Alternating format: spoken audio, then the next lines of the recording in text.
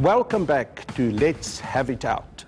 And still here in the studio with me is ANC NEC member Nocawe Mafu, as we discuss this past weekend's KZN and Gauteng PECs and some of the critical issues that came forward from there.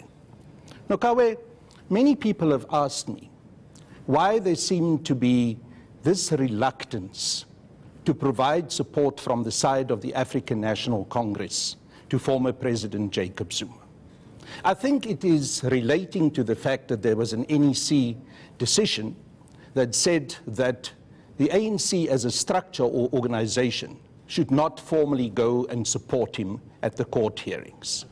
Now, linked to that is the issue that within the PEC of KZN, in fact, the deputy chair of the PEC in KZN, Mike Mabuya-Kulu, has appeared in court and had some charges brought against him. And let me immediately say, I believe there was nothing wrong that he was elected as the deputy chair, because everyone is proven innocent until they are proven guilty.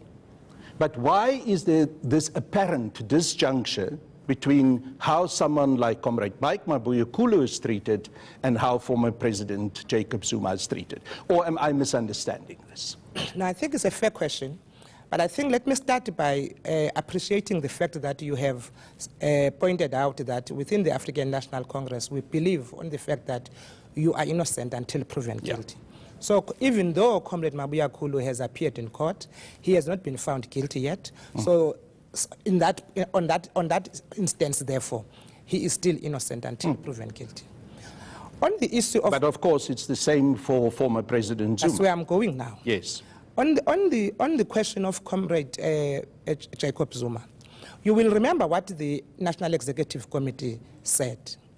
It took a decision that says everybody can go and support President Zuma in court, but they go there on an individual capacity. We have since seen the number of people that have been to court, outside court, supporting President Zuma in their ANC T-shirts and in their ANC regalia. Now, what has happened then is that the conference of KwaZulu-Natal has discussed the issue, and they said they believe that it is important for KwaZulu-Natal to be seen supporting Comrade Jacob Zuma. They don't believe that the decision taken the NEC was correct, in the sense that what happens there now is that you have members of the ANC in their numbers out there beside the court, but you don't have the voice of the African National Congress. You have the voice of everybody else that speaks on behalf of the ANC, but not the ANC. So the conference took a decision, but remember that decision has to be canvassed with the NEC, because the NEC had a prior decision. So what you're saying, sorry to interrupt you, is that it would actually be a good thing for everyone, including the ANC and former President Zuma, if the leadership of the ANC in the province of KZN can actively participate and show what they've anyhow articulated, that they support him. We have a caller that is coming in. So I just want to give that caller an opportunity before we continue this discussion. Let's now hear from Ashley in Sandton. Hi, Ashley. What is your question or comment? Hi, Mr. Niehaus. Yes, I'd like to know how actually the ANC could actually have you on the show as a spokesman. Seemingly your outright criminal conduct. I'd like to ask you with regard to what happened with the Rima Church, the travel booking for you and your wife to Zanzibar. Apparently, you had to repay 24,000 rand to Director General and Presidency Frank. Can I stop you there? Let me say to you that this program is about me being invited in my personal capacity to interview a representative of the African National Congress, which I decided to make Comrade Nocawe Mafu. So your question is really not relevant. And at the same time, you're coming up with issues that go back to many years ago and have been dealt with. And lastly, Ashley, this is exactly the kind of problem that we have in South Africa and that we must avoid. And that is to find people guilty of so-called crimes when they've never been charged in a court of law and they've never been found guilty of any misdemeanor or crime. I've often been called, and unfortunately the same thing happens with former President Zuma, a fraudster, a criminal, and all of that. While in reality, I've never even been charged with a single crime except when I was charged with my political activities, and that is I'm very proud of. I don't think we will proceed with this call. Let us now turn back to the issue that I was discussing with you about the balance that we need to find in terms of supporting former President Zuma and dealing with this kind of duplicity and hypocrisy that we find also in the South African community. I hear tonight, even in this call, hypocrisy about how to deal with legal issues and finding people guilty, including our former president, when they've not been found guilty of any crime.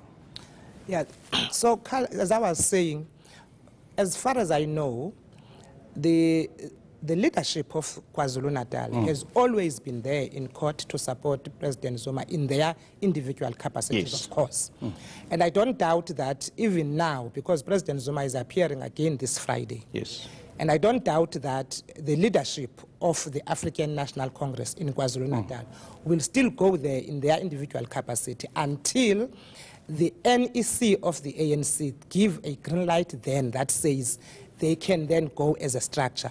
But nothing stops anybody, including myself, to go to court and support President Zuma in my individual capacity, because that's what the National Executive Committee of the African National Congress said.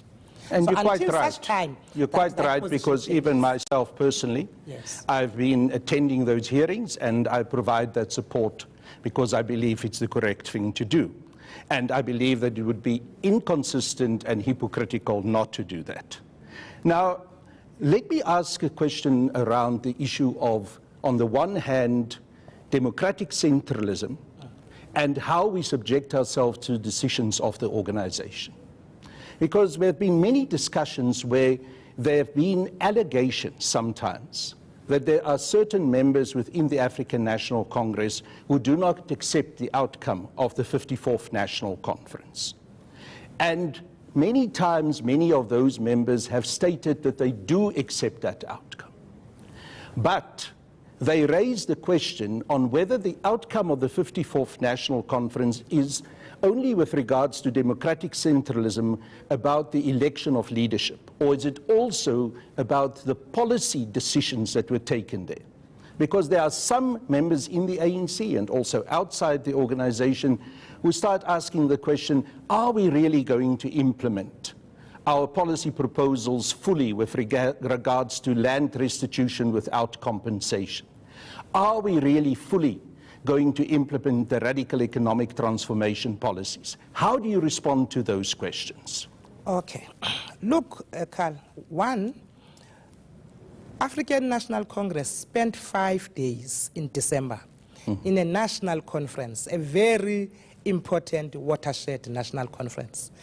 And that national conference elected leadership, which the branches of the African National Congress across the breadth of this country decided that this is the leadership that they want. And everybody always talks about a leadership that was a unifying leadership. As you put it, that a leadership that came from both groupings or both factions. And I believe that that leadership is the leadership that the membership of the ANC believed that at this particular time, at this epoch, in our struggle, they are the correct people to lead the ANC. Can I just interrupt you there? We need to go for an ad break. When we come back, I'm going to ask you whether that particular position, which I agree with, also applies particularly to the policy decisions of the conference.